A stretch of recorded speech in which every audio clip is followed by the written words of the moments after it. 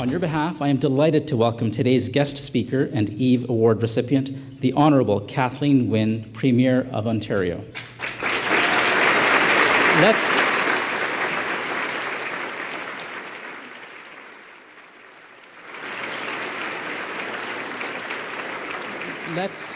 Let's begin by asking the Premier to draw a business card. The lucky winner will receive a bottle of premium Ontario Amarone-styled wine from the Foreign Affair Winery, pioneered and owned by Canadian Club member Len Crispino. And the winner is Huri Juan. I hope I'm pronouncing that correctly. Senior Manager, Government Affairs, Market Access. If you could raise your hand, Lynn will bring you your wine.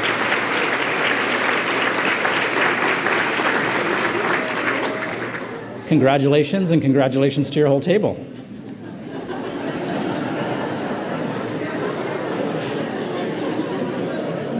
Now, please allow me to introduce your head table. Head table guests, please stand as I recognize you and remain standing until everyone has been introduced and the toast has been made. Ladies and gentlemen, please hold your applause until all have been introduced. First, Leslie Byrne, Chair, Toronto Chapter, Equal Voice. Julia Monroe, MPP, York Simcoe. Adam Kahan, Vice President, University Advancement, Ryerson University, and Vice President, the Canadian Club of Toronto. Sherry DeNovo, MPP, Parkdale High Park. Raylene Langdion, National Chair, Equal Voice. Alison Lote, Co-founder and Executive Director, Samara, Immediate Past President, the Canadian Club of Toronto. The Honourable Jean Augustine, Fairness Commissioner for Ontario. And of course, our guest speaker today, the Honourable Kathleen Wynne, Premier of Ontario, MPP for Don Valley West.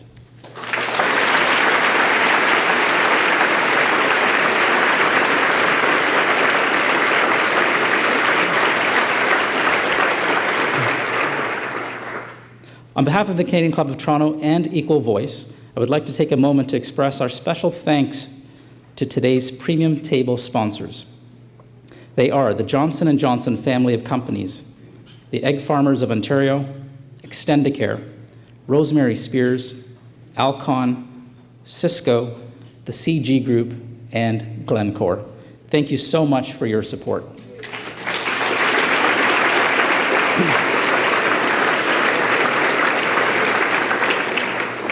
And finally, a big thank you to all of our women and men in municipal, provincial, and federal government, as well as candidates, for being with us today. Would everyone who is a sitting member or a candidate for office please rise so that we may acknowledge you?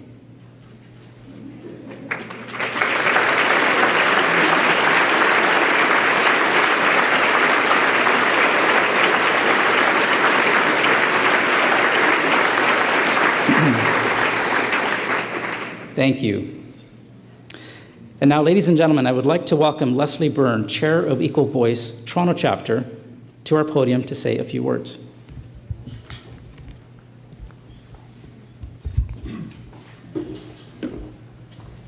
Thank you. Hi, everyone. Thank you so much for joining us this afternoon, and thank you to the Canadian Club for being a wonderful partner to us in this event for the last 8 years. This event was the fastest selling ticket in town, and we filled this room quickly and had to squeeze in around the corners. So for those of you in the far corners of the room, it's just because we love you that much that you're here. A couple of shout outs today. First of all, if you have your Blackberries out, and I know a few of you do, feel free to follow us on Twitter at EqualVoiceTO and use the hashtag at EVE Award if you want to talk about what's happening right now. I just want to introduce you to a couple of interesting people today that you may not know. Our founder, Rosemary Spears. This way.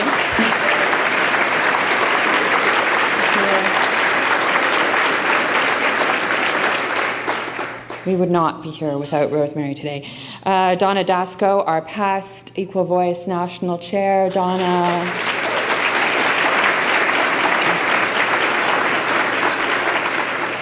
You've met Raylene Lang-Dion, our current National Chair. And Nancy Peckford. Nancy, where are you? Our Equal Voice National, or Director.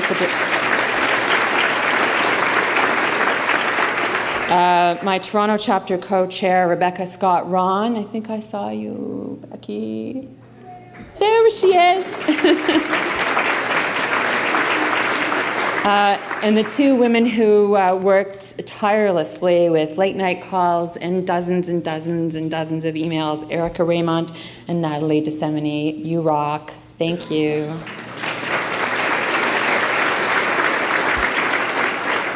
I want to do a special shout out to our national sponsors, Johnson & Johnson family of companies, the Egg Farmers of Ontario, Extendicare, Air Canada. Thank you. And finally, I just want to talk for a second about the award and why we're here today. When we first started Equal Voice in 2001, 12 years ago, we used to hold up a picture that was taken at the annual Premier's Conference with the Prime Minister and 12 guys. And we used to say, what's wrong with this picture? It was such an easy gesture. Well, we don't get to do that anymore, which is a fantastic thing.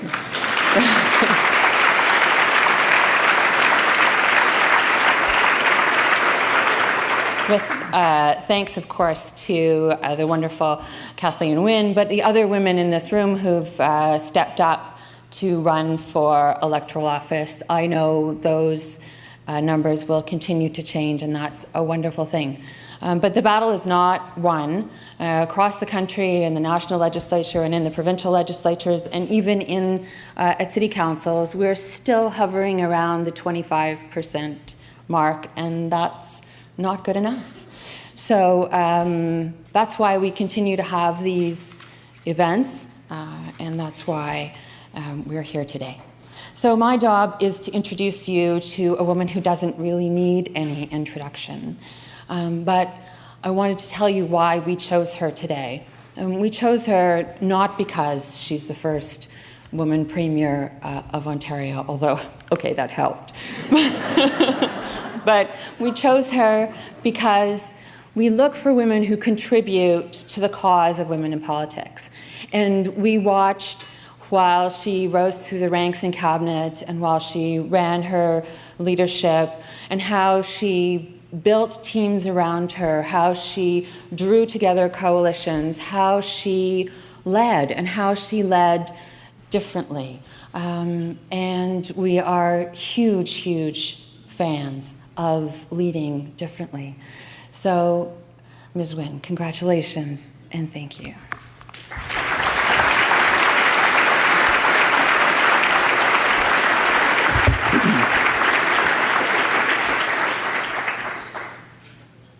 Ladies and gentlemen, I'm pleased to introduce formally today's special guest and Equal Voice honoree.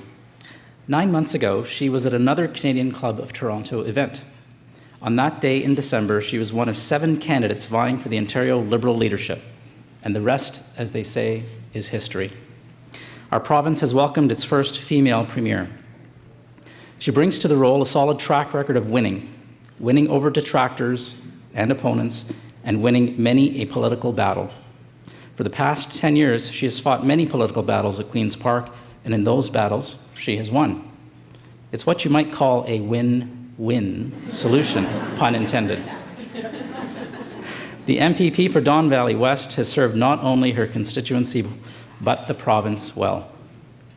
Before being elected as the leader of the Ontario Liberal Party, the Honourable Kathleen Wynne served as Ontario's Minister of Municipal Affairs and Housing, Minister of Aboriginal Affairs, Minister of Transportation, and Minister of Education. And she makes it look easy, doesn't she? Her positive leadership approach, personality, and energy may just be the inspiration that other women need to enter political races and win. A political role model, Ontario's 25th Premier knows the true meaning of public service. She was elected as a public school trustee in 2000 and was a community organizer and activist. She advocated for key issues such as better public education, so it should come as no surprise that she was one of the chief architects of the province's full-day kindergarten program. Before I relinquish the podium, I want to let our live audience know that the Premier has graciously agreed to take questions from you after her speech. Each of you should have a Q&A card at your table, so feel free to write your questions down and a staff member will collect them. Now I'm pleased to welcome back to the Canadian Club of Toronto, Canada's podium of record, the Honourable Kathleen Wynne, Ontario's first female Premier.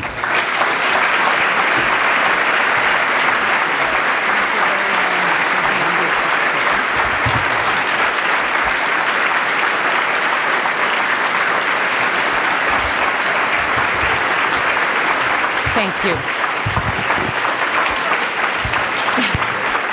Thank you so much. Thank you. Thank you very much. Thank you, thank you.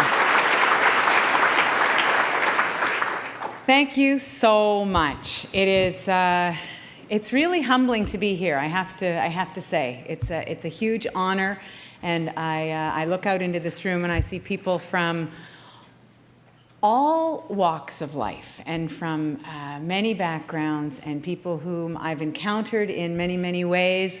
Some of you I don't know, but I know that you are all playing an important role in building the civil society that we all aspire to. So thank you very much for being here. And I know Chris is running the teleprompter, so he knows me, so he'll wait for a second, because I just want to say the picture from the Council of the Federation that I wish we had that you can now hold up at your meetings. The photographer got down one day. We had an all women's picture taken, the six of us, and he got down and took a picture of all of our legs. And it was a great picture. So, if I may say so myself. So it's wonderful to be here. Good afternoon, bonjour, Annie, bonjour. It's really a pleasure to be gathering here with all of you on the traditional territory of the Mississaugas of the New Credit. And I want to thank Raylene and Leslie and Gordon for welcoming me here today, and for all of the work that you do. And thank you so much. And it's such an honor to be here with this impressive group of men and women, and to receive this award that has been given to so many outstanding women in the past. Thank you so, so very much. And to be here with so many of my colleagues, elected colleagues at the federal, provincial, and municipal level. Thank you, all of you, for being here. It's been sort of an incredible year for me, if I may say, and I'd say for women in the political arena in the country, really. Last February, I became the first female Premier of Ontario, and I received that honour after engaging in what I think was a really serious, thoughtful, and spirited leadership race, in which the other top contender was the impressive and incomparable Sandra Popitello. And yes, exactly. So that was the first piece of this year. After taking office, I was able to see my friend and colleague Deb Matthews, who's here as well, sworn in as Deputy Premier. Where is Deb? She's over there. There she is. In the spring, I engaged in serious negotiations with Andrea Horwath, the leader of the NDP and last year's award recipient, and that was a very fruitful conversation. Our discussions led to the budget being passed, and though we're in a minority legislature, we were able to and are producing real progress for the people in this province. And over the summer, I was lucky enough to host the Council of the Federation, which I just referenced. And that meeting of the provincial and territorial leaders, as we've noted, for the first time had almost equal representation between men and women. So it was quite a remarkable thing to be there with 5 other female premiers. And I will say that some of you will know this, but some of the people who had been there all along said that it was a different kind of discussion. It was a different kind of meeting because there were 6 women at the table. So I've had the honor to have had a front row seat on some really proud moments, ones that mean a lot to me and ones that mean a lot to Ontario. So I'm very proud of that, and I'm very happy about that. But I want to step back from the personal just for a moment, because I want to talk a little bit about why it's so important. And Deb, in her introduction downstairs, hit on this. Why is it so important that we have better representation? Why is that an aspiration? Why is it so essential to all of us that there be women in these roles, and that we continue to draw more women into the political process as voters, as candidates, as leaders? And from my perspective, it's not about tokenism. It's not the pursuit of some abstract goal. It's because the impact that we can have, the impact that we can make, is critical. It's about our relationship to the issues and to the way we approach each challenge. That's why it's important. That's why it's so important that we continue to do this work.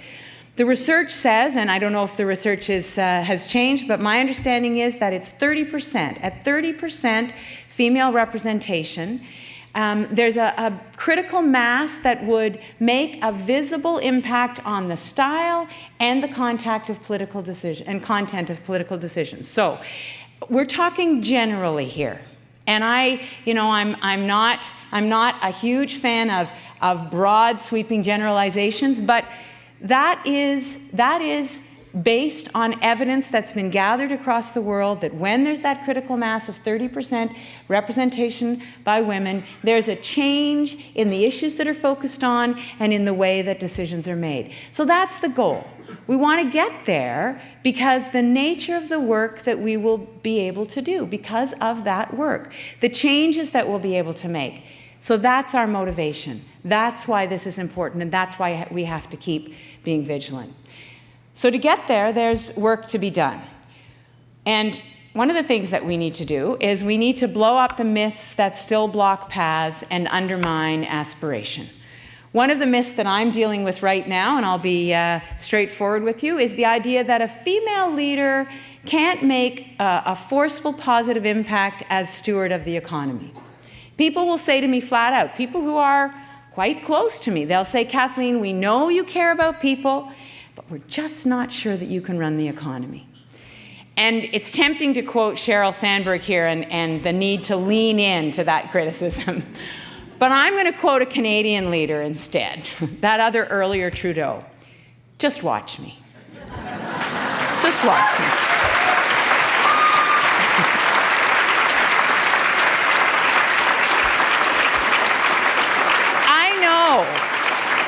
I know for sure that I can make tough decisions. I know that we can attract business to Ontario and be the leader that our economy needs.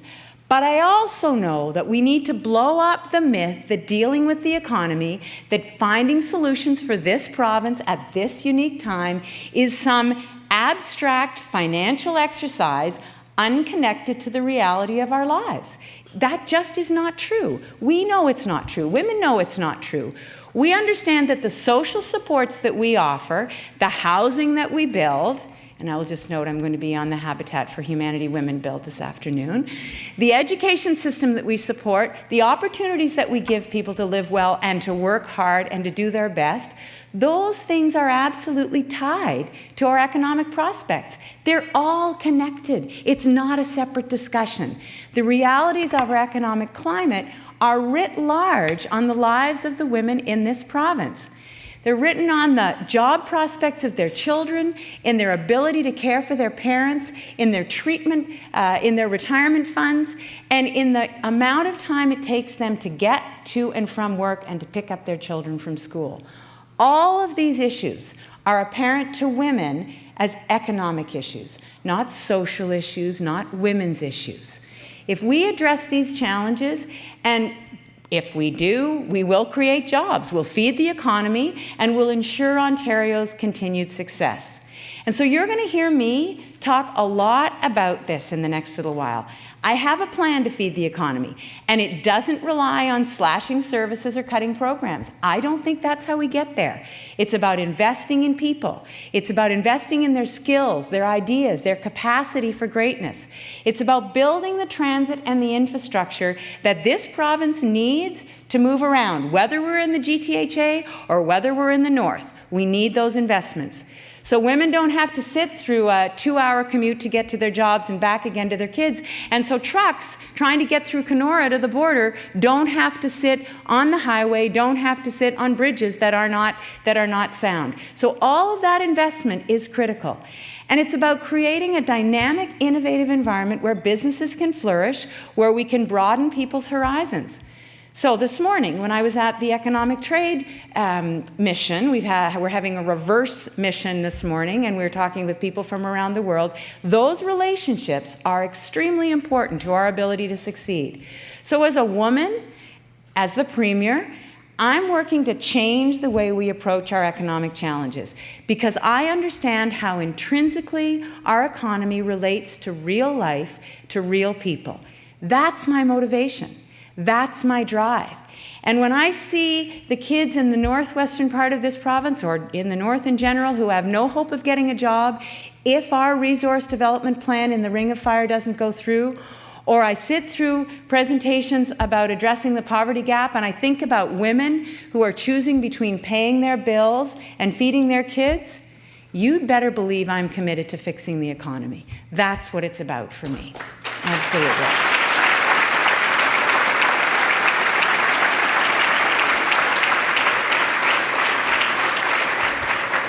So I am so thankful to receive this award. I'm grateful, I'm humbled, and to all of you for bestowing this honor on me.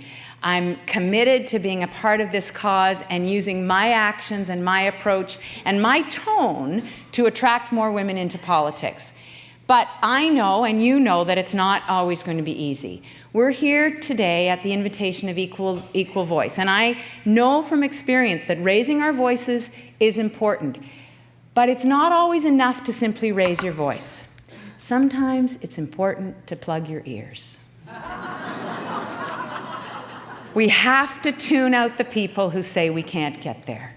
In my career, I've refused, and there are people in this room, Howard Brown, I'm looking at you.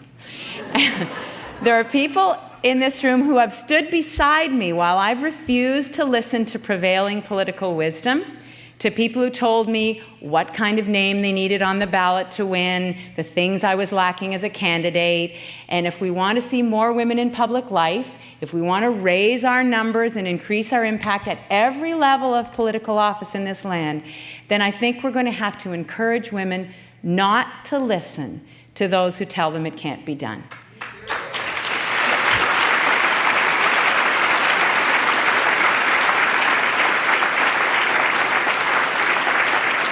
We have to shatter the myths that are put forward by experts. I love experts, don't get me wrong. I love experts, I love the people in the back room, I love those strategists. But sometimes we just have to not listen to what they say, not listen to everything that the strategists and the consultants and the talking heads say.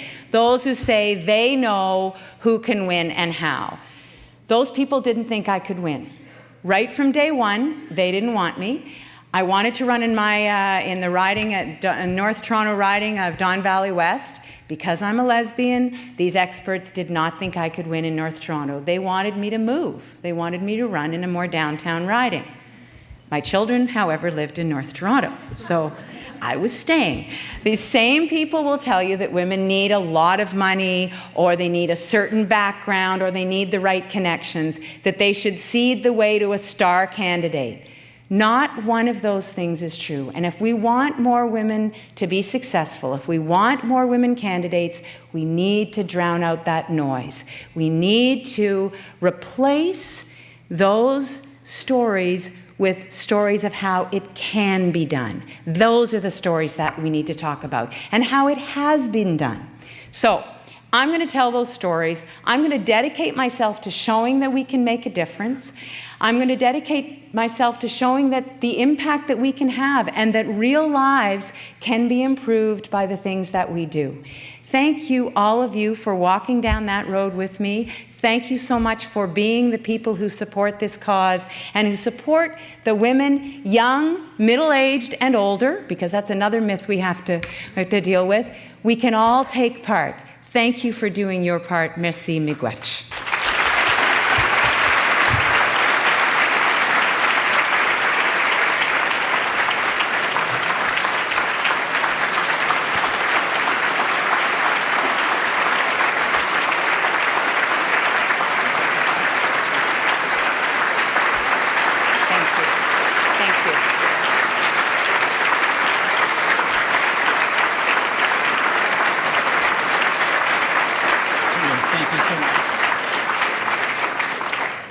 Thank you so much for your remarks. We have a couple of questions here, so thank you very much for taking questions. Thank you, Nick. Another one from Nick. Okay, thank you. I bet it'll be about housing. Our first question is, what collaborations between provinces will we see in light of the Group of Six? Well, I think that there's a great potential for collaboration. I'm very eager. We're going to be having the interim gathering in the fall, and I'm very eager to pick up some of the threads of conversations that I had with Christy Clark, for example. We talked about our ability to talk about some trade issues that we need to work on, we need to resolve. I was very encouraged by my conversations with Premier Redford in terms of how we look at energy across the country. And that's not to say that one is signing on to a particular strategy or a particular plan, but I think the notion that we can find some common ground and that we can move together on what we know is a national need. I think you will see some progress on those fronts. That is certainly my intention. And I would just say on the final issue, and this is the health working group. Deb Matthews, as our Minister of Health, is going to be working with our counterparts from her counterparts from the other provinces, and it's one of the areas where, yes, Ontario can take a lead, but there's a lot of good work to be done in terms of sharing practices on our ability to move forward on health. So I think that the overall tone coming out of the Council of the Federation was one of wanting to find these places where we can agree. There were moments where there was a lot of disagreement in the room, but we didn't dwell on those things. We moved on to the places where we could find some common cause, and so I'm looking forward to those ongoing discussions. Second question. Can you describe the challenge faced by the layers of government in supporting Toronto's transit infrastructure? From collaboration to the opposite, really. Well, I will just say on that it only works to we only find resolution to some of these contentious issues by engaging in an ongoing and a rational dialogue. And I've been a little worried about the discussion on this particular, because we're talking about one line. We're not talking about the whole transit plan. We're talking about one line. And I've been concerned that we haven't been able to have the kind of consistent dialogue that I would like. So I'd say the challenge is that there hasn't been a forum for that kind of discussion, because if we're going to build the transit that's needed in the GTHA for the next 30 years, we better find a way to discuss this with each other without the rancor and without the political posturing. So I will do what I can. I have tried at every juncture to say, okay, here's where we are now. How do we get to the next place? And I will continue to do that. My hope is that we'll come to some resolutions soon. Thank you. And we have some councillors in the room who I'm sure are going to help with that. And we have time for one last question. What are your thoughts on getting over the barriers of the Ring of Fire? Well, and I would say that we are getting there. And the reason I say that is that we have Frank Iacobucci and Bob Ray now working with our First Nations communities. And my contention since I was Minister of Aboriginal Affairs and before has always been that if we're going to be successful, in being able to extract that rich mineral deposit, and there's more than one, it's chromite, it's nickel, there's a lot of wealth there. And I'm looking at Chris, and you know more, you know what's going on out there, Chris, and I am very eager that we're able to do that. But if we can, in the first instance, do the upfront work in terms of environmental work and relationship building with the First Nations so that the First Nations communities can take part in, not just benefit from something that somebody else is doing, but actually take part in the development of those resources, then we will move forward much more quickly. If we don't do that, then we are going to be stalled, and we're going to be playing catch up, and we're going to be having reactive conversations where what we should be doing is what we're doing now, which is getting those pieces in place. And just to be a little less abstract, there are young people in all of the Ring of Fire communities and beyond who want to take part in this economic development. But many of them are not at the stage in their lives where they can actually take part in the training, for example. They can't take part in heavy equipment training if they haven't had an opportunity to deal with substance abuse issues, or they haven't been able to get through the basic academic upgrading that they need. So those training issues and those health supports need to be in place, and those are the issues that we're working on right now with First Nations communities, and that will allow us to take part in this economic development opportunity in a way that doesn't just benefit one sector, but benefits everyone in the North, and particularly those First Nations communities who will be most affected. Final word I will say on this in terms of the environmental protections, I do not want to be, and I will not be, the Premier who presides over the desecration of a water system, for example. So we need to get those environmental protections in place, make sure we've got it right before we move forward. Thank you very much. Merci beaucoup.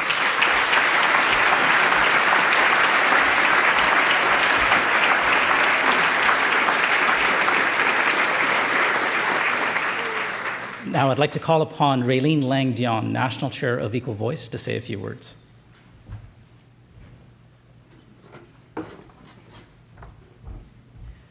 Merci beaucoup.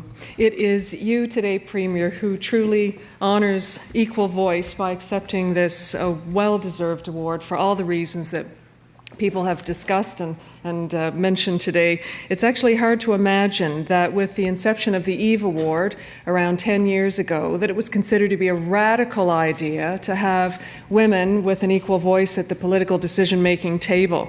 And remarkably, the success of Canada's female premiers, particularly you, Premier Wynne, is leading us into a time when women's leadership will not be considered to be a bonus, but it will be considered to be an essential component of a flourishing economy, of a robust corporation, and overall well-being of a country and its citizens. And that's why Equal Voice has recently launched Be Her, Support Her, Celebrate Her. If you can't be the woman who runs, you can, as a man or a woman, play a role in supporting a woman who's seeking to run. As well, you can celebrate the successes of those who do, celebrating like we are today by presenting the Premier with his prestigious award. Premier Wynne, you have shown all of us, most importantly the next generation, that what it's like to move from what used to be just considered the imagined into actually the reality of today. It is a privilege for us at Equal Voice to take this opportunity to applaud your leadership as both a Premier and as a woman, as well as your commitment to doing things differently. And our commitment to you and to those people in this room is that we will not cease our work at Equal Voice until we have assured that 6 female premiers or more is not a deviation from the norm, but the actual norm. At Equal Voice, we are also turning the imagine into the reality together, and that includes working with you, Premier. Yes, leave your own mark politically, but please always remember that there are many, many young women who truly look to you as an inspiration. Thank you. May I please ask Leslie Byrne to join me? Thank you. Oh, thank you.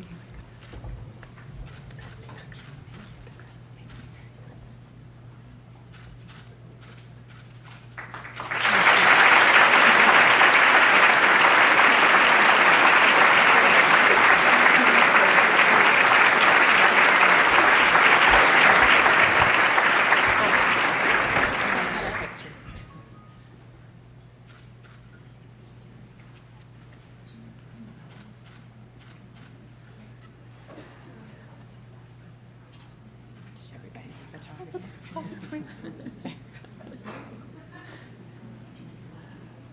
executive director.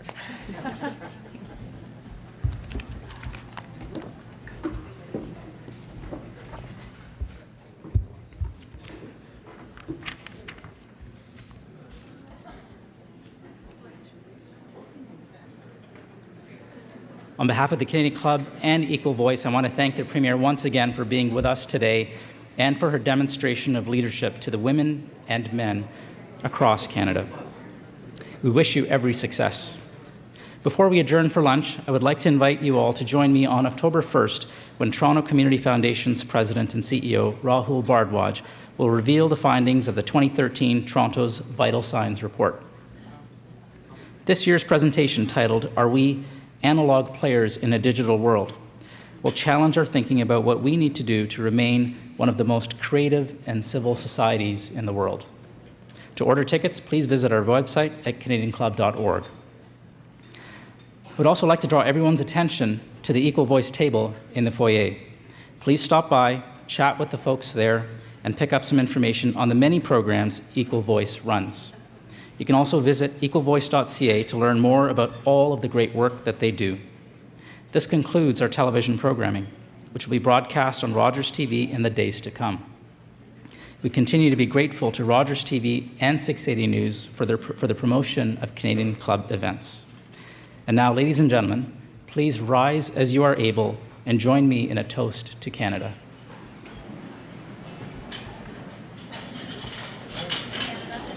To Canada. Enjoy your lunch.